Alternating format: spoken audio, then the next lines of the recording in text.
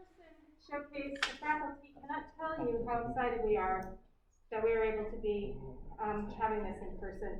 Obviously, the last several semesters we've had to do virtual showcases, and it's just not quite the same. Well, they were good, but it's not the same as being in the empty space. This is our space for the Hugh School. It is the space that the undergraduate students, graduate students, and faculty in the Hugh School get to be creative, do their scholarship, and so this night is, for all the years I've been here, this night is like my favorite because I get to experience student performances from a variety of different classes, and that's just really cool. So I hope that you'll read your program and see kind of what we're about.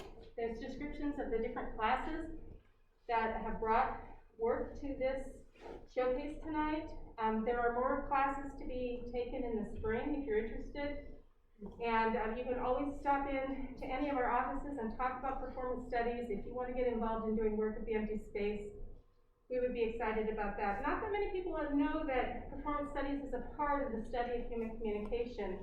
But what we know in performance studies is that it's very important to understand the body, how the body understands and knows the world. And we do that through aesthetic, creative performances. And so we're very excited that ASU has performance studies in the communication department, and we're very excited that you took our classes and that you're here tonight, and that your students and your teachers picked you to represent them. So I think we're clear on what we're doing, and everybody who's joining us by Facebook, yay for you too.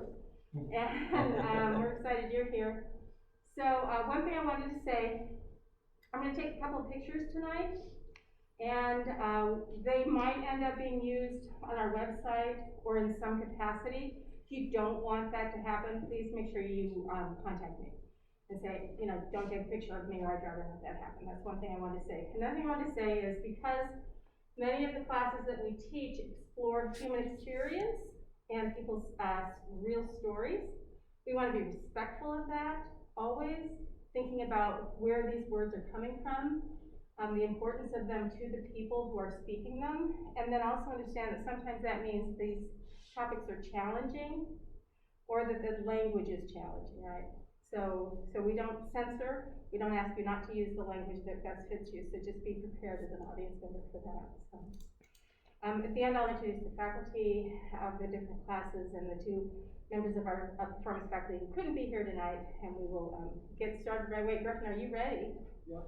Okay, so Griffin's performance, Griffin is also, he's our tech person, but he's also in my class, and his performance is a video, so we're going to watch Griffin's performance first. Let me turn the lights down, Griffin.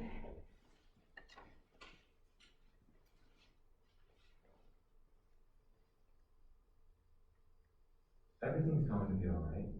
Make sure you're paying attention, okay? So it's for that reason that I think it's best we proceed with the surgery as soon as we can. This surgery is going to help you. They're just empty words. Do you know what cerebral palsy is? You can't do this. You don't have to worry about this now. What about basketball? What about basketball? It's okay to cry. It's alright. It's okay. I don't understand why I have to do this. Good luck, Griffin. I'll see you soon, okay? It's hours away. You ready, bud? Everything's gonna be alright. They're just empty words.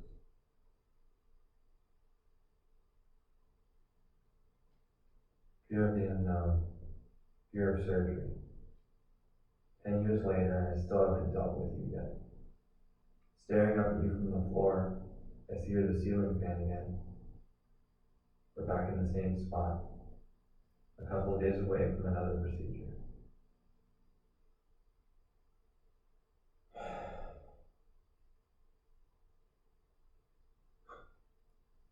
You know, I never thought I'd find myself back here. I was just a scared kid then. I mean, you hear the words you need surgery at 12 years old, and everything seems so final. Should know better, but what am I still doing here? Why do I need another surgery? Why now? My surgeons have certainly seen improvement. I'm fine. Don't they know that I'm fine? You've had surgeries before. Just breathe, Griffin.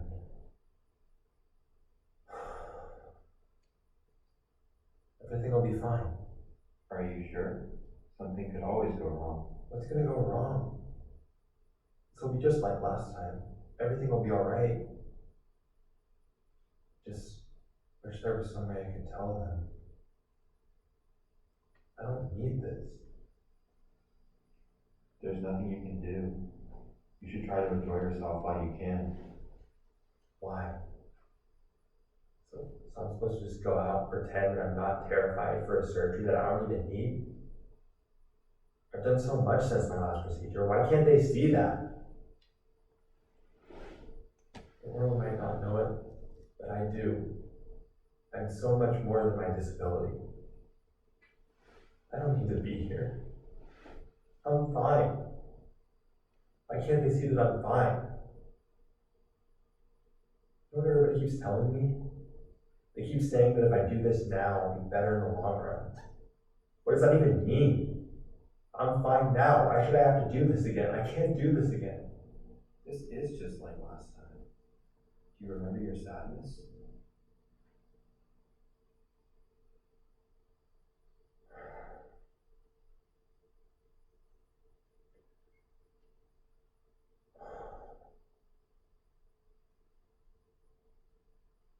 You were there that night. Hours before the procedure, we took my brother to stay at a friend's house. He wasn't going to see me come in. Did you say goodbye? I must have. I know I did, but I don't remember saying anything. You took that from my memory.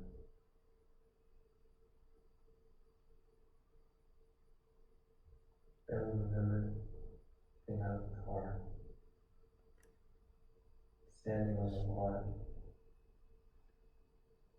shadows illuminated by a street lamp. It took all my strength to let him go,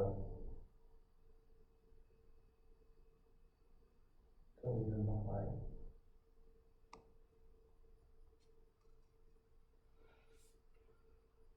There was no way of knowing I was 12. I didn't know what was going to happen. Or if I was going to see him again.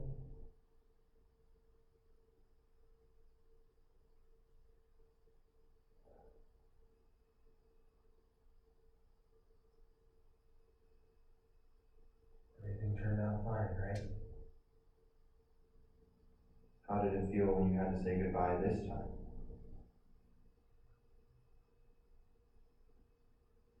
You know, there's one memory of you that I think I want to hang on to. Really? What's that? The freeway. The way to the hospital. Watch the sunrise.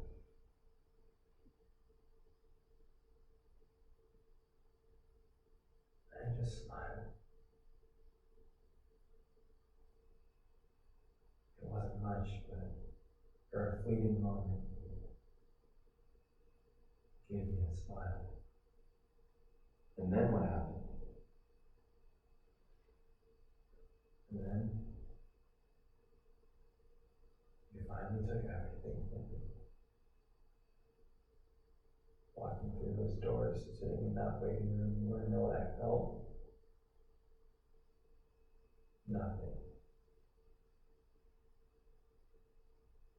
That's when I knew I had nothing left. And here we are again. No. I'm not letting you win again. I can't stay here. It's not going to be easy, but I'll make it through. You're nothing to be afraid of. But thanks to you, I finally understand that these words may seem empty, but there's truth to them. Everything's going to be fine.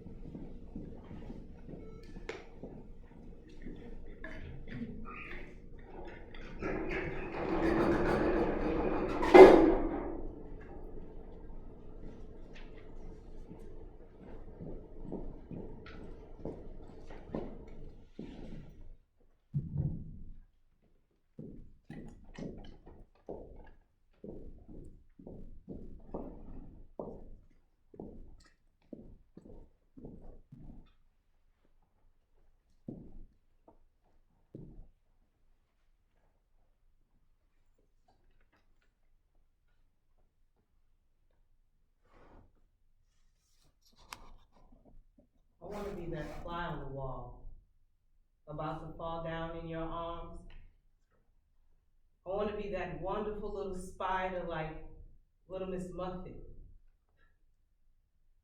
I want to be the girl you dream of when your dreams carry you away. I want to be that fly on the wall, about to fall down in your arms.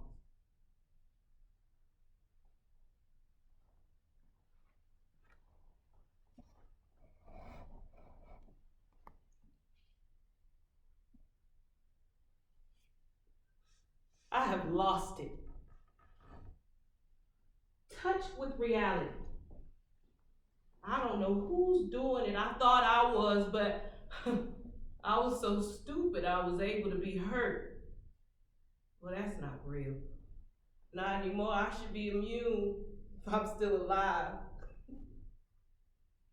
And that's what we was discussing. How am I still alive and my dependency on other living beings for love? I survive off of intimacy and tomorrow. That's all I've got.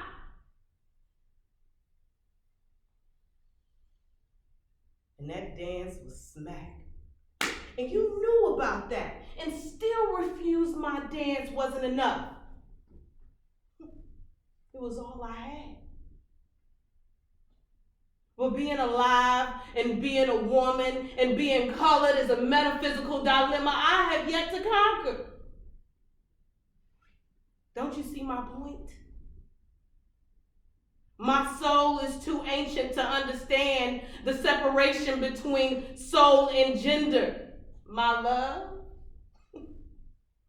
is too delicate to have thrown back on my face.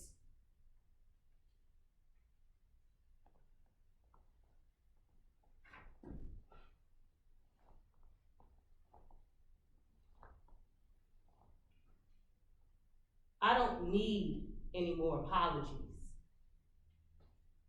I got sorries greet me at my front door. You can keep yours. I don't know what to do with them. They don't open doors or bring the sun back. They don't make me happy. Didn't nobody stop using my tears to wash a car because of sorry. I am simply tired of collecting. I didn't know I was so important to you. I'm gonna have to throw some away. I can't get to all the clothes in my closet because of all these sorries. I'm gonna tack a sign on the door. Better yet, leave a message by the phone. If you call, leave a message. If you call to say I'm sorry, call somebody else. I don't use them anymore. I let a I'm sorry, didn't mean to, how could I have known? Take a walk down a dark and musty street down Harlem. I'm gonna do what I wanna do and I ain't gonna feel sorry about none of it. Let a sorry soothe your soul. I'ma soothe mine.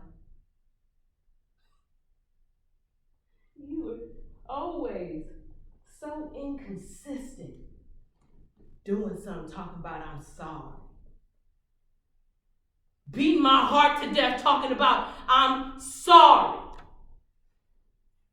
Well, I will not call. I will not be nice. I will raise my voice and scream and holler and race the engines and tell all your secrets about yourself to your face. And list in detail every one of my wonderful lovers and their ways. And I'm gonna play Lemonade loud and I ain't gonna feel sorry about none of it.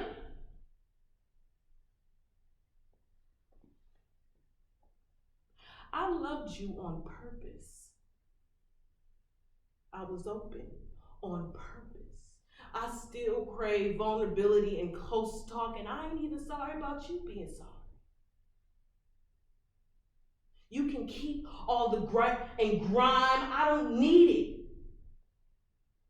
You should admit you're mean,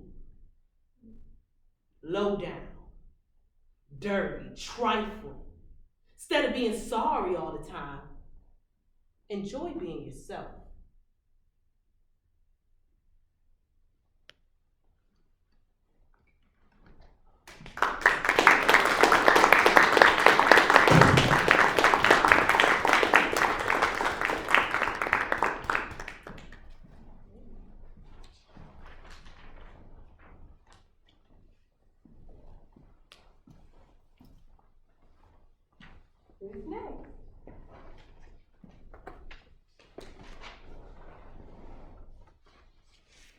Johnny. It's you, Johnny.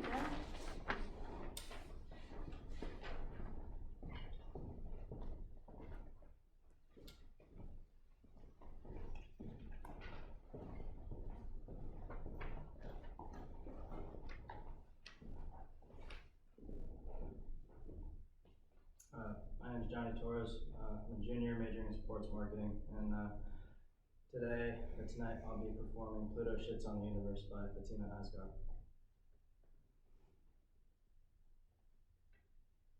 Today, I broke your solar system.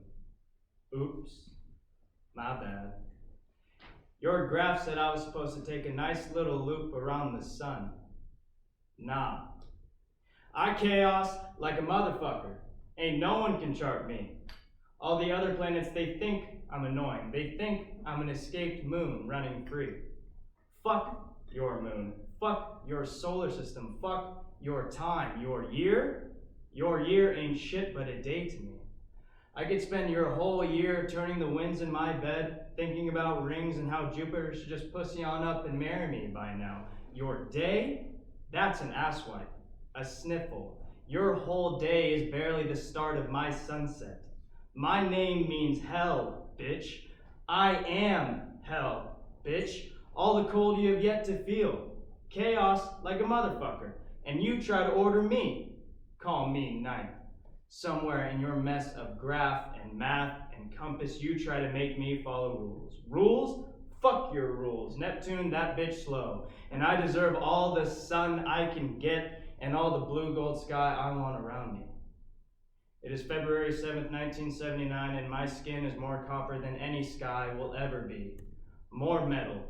Neptune is bitch sobbing in my rear view, and I got my running shoes on with all this sky that is all mine. Fuck your order. Fuck your time. I realign the cosmos. I chaosed all the hell you have yet to feel. Now all the kids in the classrooms, they confused. Their clocks, wrong. They don't even know what the fuck to do. They gotta memorize new songs and shit. As for the other planets, I fucked their orbits. I shook the sky. Chaos like a motherfucker. It is February 7th, 1979, and the sky is blue gold, the freedom of possibility. Today, I broke your solar system. Oops, my bad.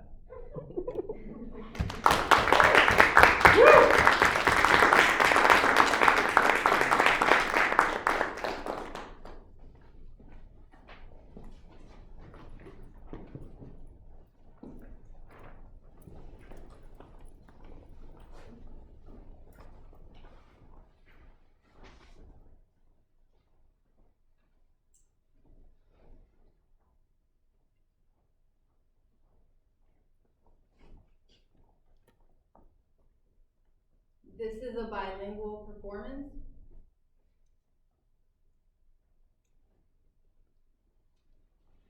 Identidad. ¿Qué te da un sentido de ti mismo? Piénsalo. ¿Cuándo te has sentido como en casa? ¿Qué está pasando? ¿Quién o qué está alrededor?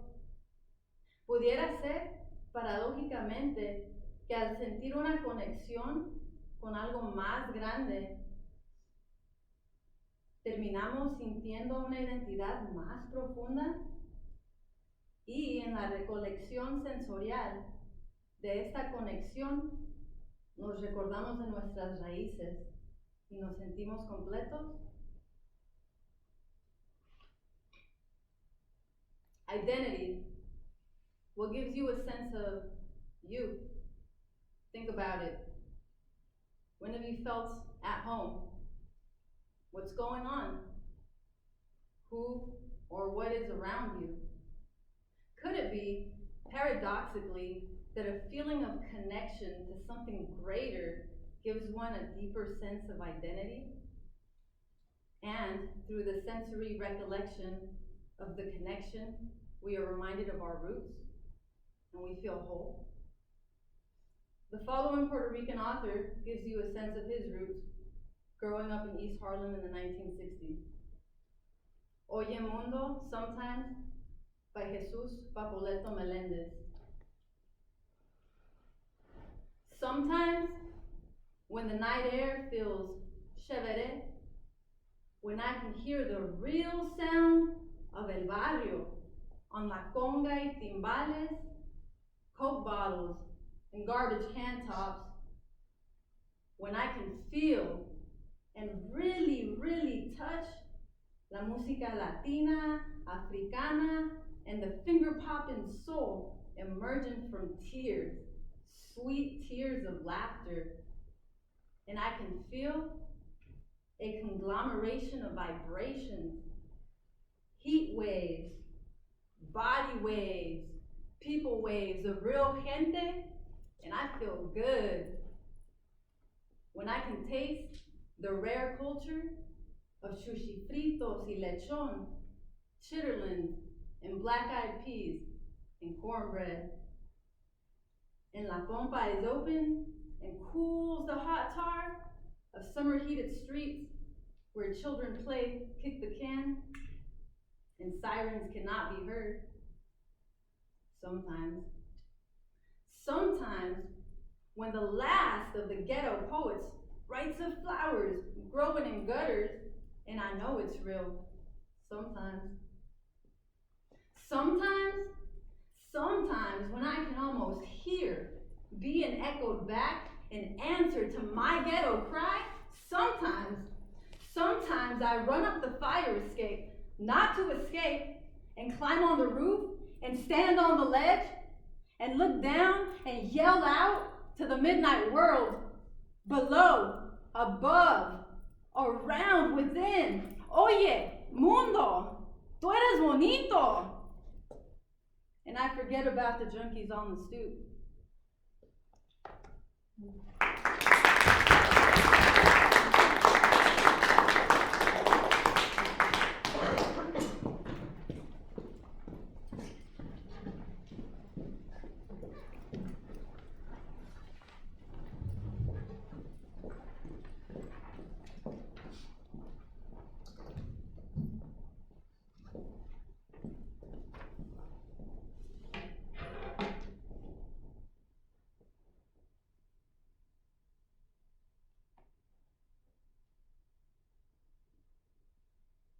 The umbilical cord. The physical connection between a mother and their child. The physical cord is severed upon birth, but the emotional one remains. I was a newborn when my physical cord was cut. I was 2 when I first said the word no. You smacked me in the mouth, and my lip bled. No was a forbidden word. I was 5. When you found him touching me, and you threatened me to keep quiet, because that would make you look like a bad mother. So I kept quiet. And it continued for 6 more years. I was 8 when I was locked in a strange man's room, forced to watch the same movie on repeat for 9 hours. You ruined Wally for me. I was 10 when I met the man who wanted me to sit on his lap. I wasn't allowed to say no. I was 11 when you put me on a diet because you thought I was getting fat. That was the last time I ate lunch in middle school. I was 12 when a boy used his hand to muffle my screams while playing hide and seek. I was terrified, but I couldn't say no because that's how kids play, right? It's just a game, right? That's how kids play! When I was 13, I told you I couldn't do it anymore. And you said to me, that my desperate attempt to get rid of this pain was an act of selfishness. Because if I were to end it, it would hurt you. It would make you look like a bad mom. It would kill you. So I continued.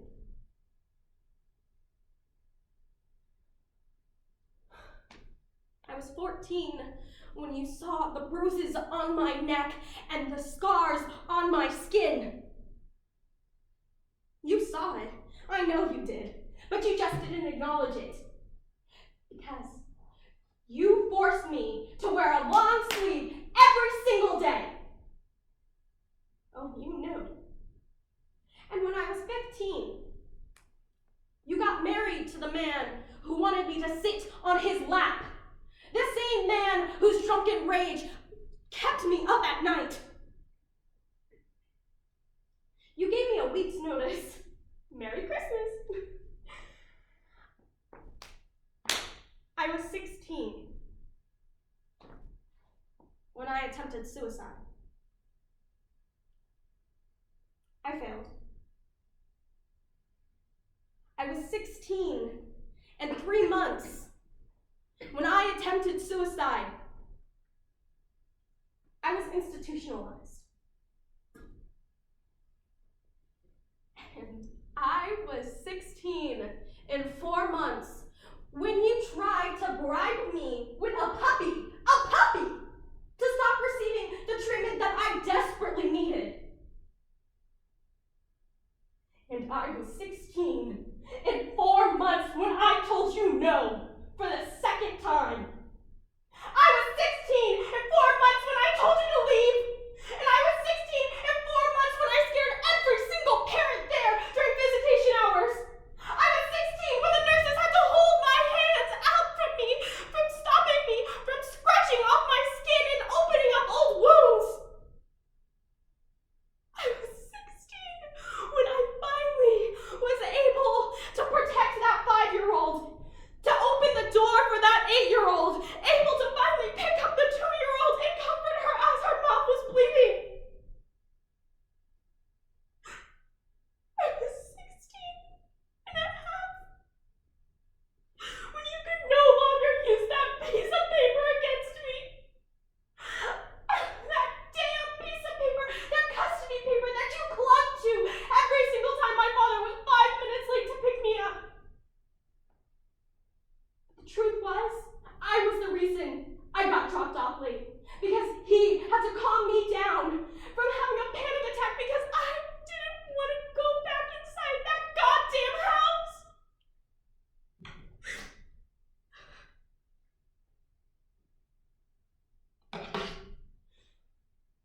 I was 18 when I finally got the courage to cut the fucking cord myself.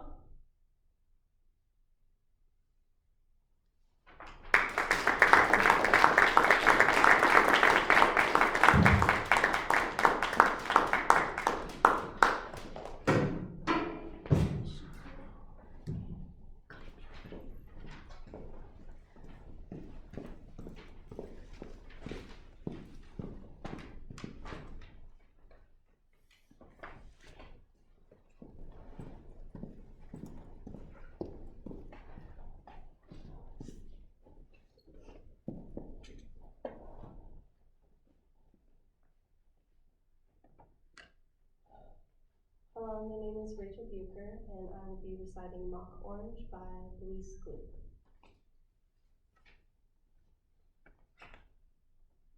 It is not the moon, I tell you. It is these flowers lighting the yard. I hate them. I hate them as I hate sex. The man's mouth, sealing my mouth. The man's paralyzing body. And the cry that always escapes, the low, humiliating premise of union. In my mind tonight, I hear the question and pursuing answer. fused in one sound that mounts and mounts and then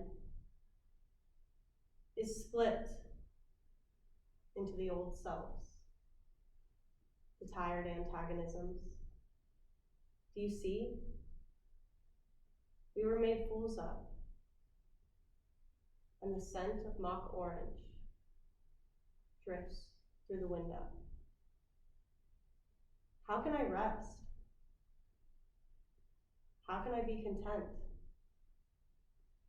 when there is still that odor in the world?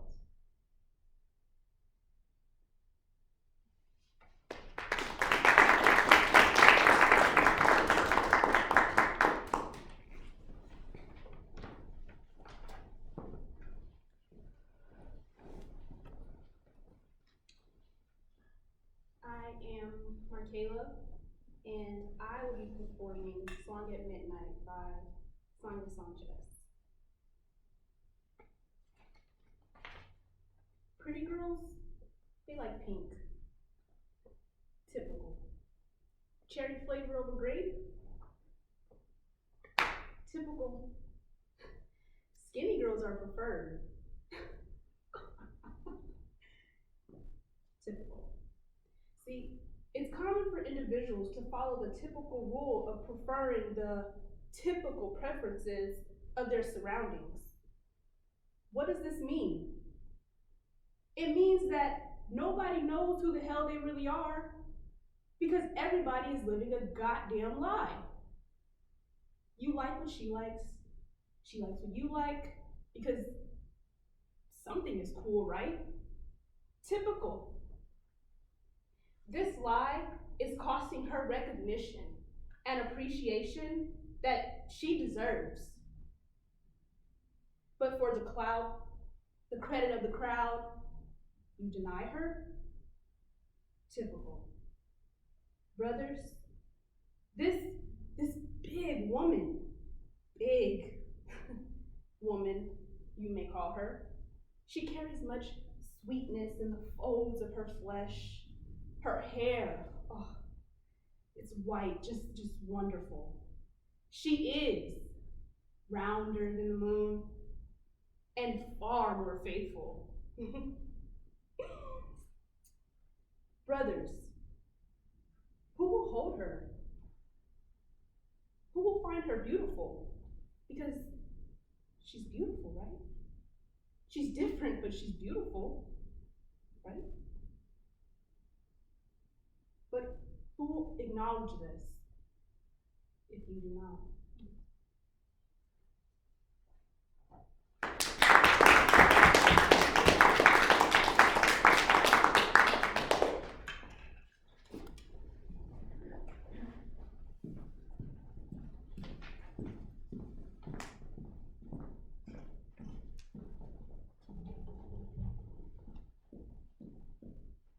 If you're following on your program, Mona Wong couldn't be here. So.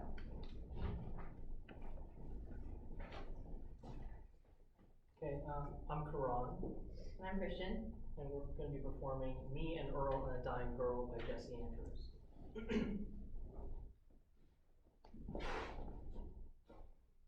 Alright, look, I'll just start. This is a story of my senior year in high school and how I made a joke so bad it literally killed someone. The part where I meet the dying girl.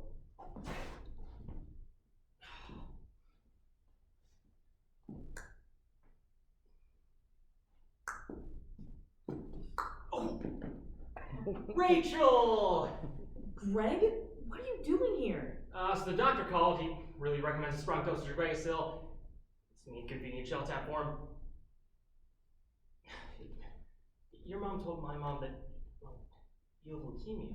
Look, I don't need your stupid pity. I'm fine. You can go. Oh, no, you got it all wrong. I'm not here because I pity you. I'm because my mom is making me. That's actually worse. Yeah, I know. Look, I'm fine, honestly. Just go, okay? Wait, Rachel, please just listen to me. Look, my mom is going to turn my life into a living hell if I don't hang out with you. She's basically the LeBron James of nagging. LeBron James. I know who LeBron James is. Right, okay. Well, just do me a favor. Let's hang out for one day. I can tell my mom we hung out, and then we'll be out of each other's lives forever. Deal? Deal. Word. Is that a Black Power song? Oh, no, I was going in for a fist bump. I can't fist bump you from right here. The part where the dying girl and I become actual friends, aka the point of no return. So, here we are, hanging out. It's really everything I thought it would be. A lot of pillows in here. How many pillows is that? I don't know. Well, I wish I had that many pillows. So ask your parents for some. Nah, they'd be suspicious or something. That you'd be sleeping all the time? Nah, they probably assume I was gonna, masturbate all over them. They got some gross ideas about me. Anyways, this pillow's a dude, obviously, but it reminds me of a pillow we used to have. Francesca. In the end, we had to give Francesca away because, well, that whole situation gave a problem. There's also a chemistry between us that no one could deny. Guess the world thought it was wrong, but maybe the world was wrong. Wrong about what could be between a pillow and a boy, who became a man. I don't know. No, that was good, thank you. The part where I'm even more of an idiot than normal. I'm sorry, I just kind of came out. I didn't mean to tell the entire school. I'm innovatively stupid. Everyone's gonna find out that I have cancer sooner or later. I just hate having to share everything about myself. I'm the exact same way. Here, one thing you can do if you don't want to talk to annoying people is just enter a subhuman state. Here, pretend like you're someone annoying. Rachel, I'm so sorry you have cancer. Does it actually work? Sure it does. It works all the time. It's called past resistance. It's what Gandhi was all about. I'm pretty sure Gandhi never did the subhuman thing. Yeah, he did. How do you think, Indian chief statehood or whatever?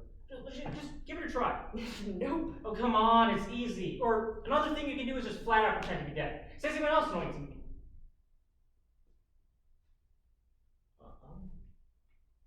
I'm sorry, that was really insensitive of me. I shouldn't have told you to be dead. I mean, I'm sick, I'm not dying. No, yeah, obviously, but now I'm being weird about it. I can't get unweird because just like when you're sitting clearly an idiot still thinking death. That's exactly what I'm talking about. The part where the dying girl and I talk about college.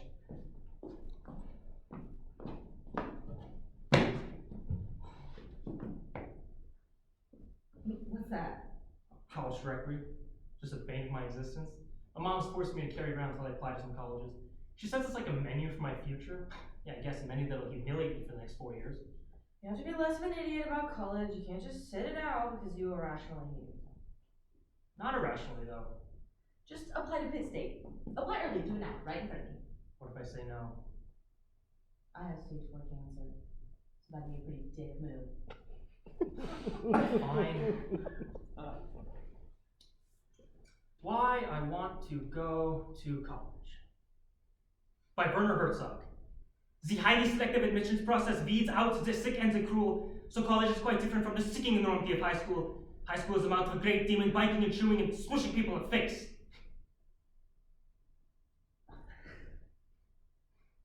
In all seriousness, I am looking forward to college because I never really fit in high school. Because of my weird Roman face? No. And the sheer pastiness of my complexion overwhelms all of the world of the existential nausea.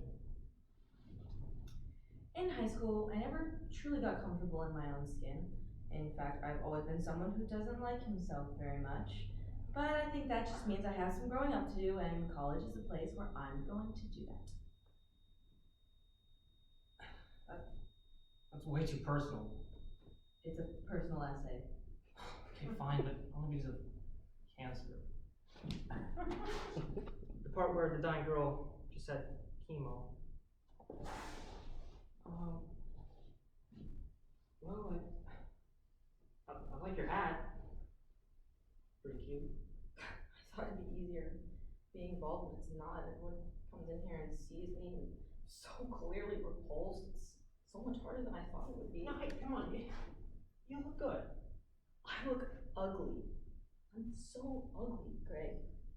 I just feel very naked, like my body's on display, like some terrible exhibit. Girl with cancer. It's your worst nightmare, actually, being exposed like this. Don't cry. I'm not crying. but I mean, you can if you need to. I thought you just said don't cry. The part where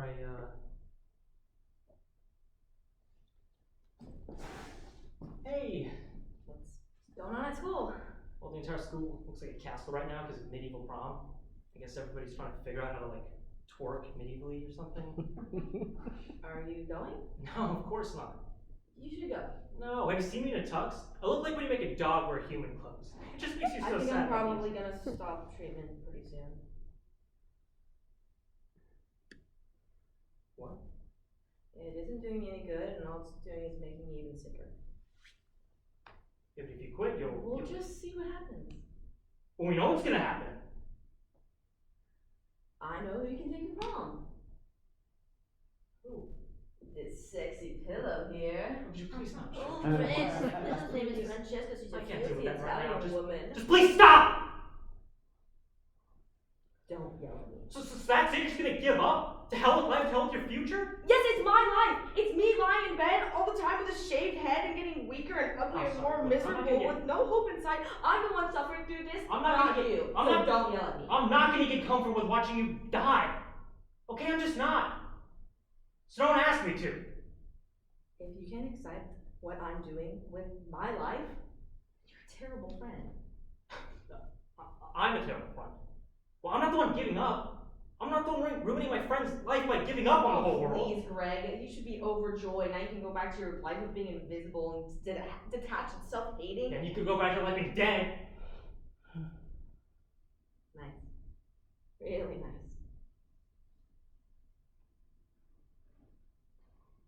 But this is gonna kill your mom. Think about that? It doesn't bother you when you think about your Get mom? out of here, Greg! You've done your time. You don't have to hang out with a sick girl anymore.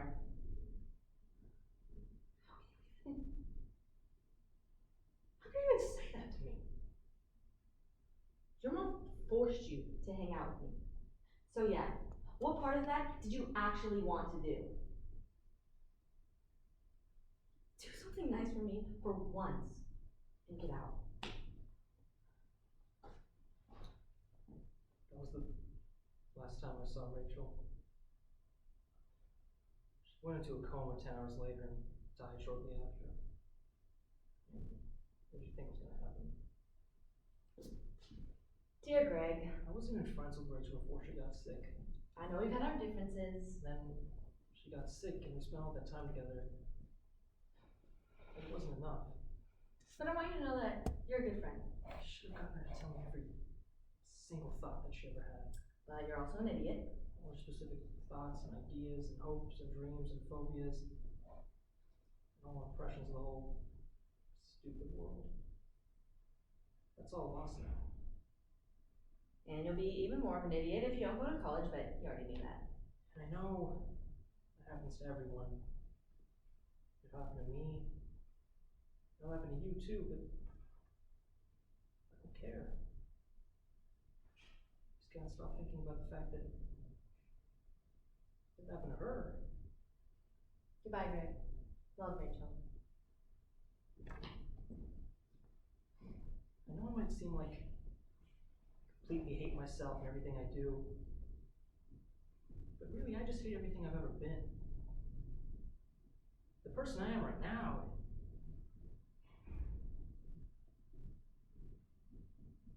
The person that I am right now is okay.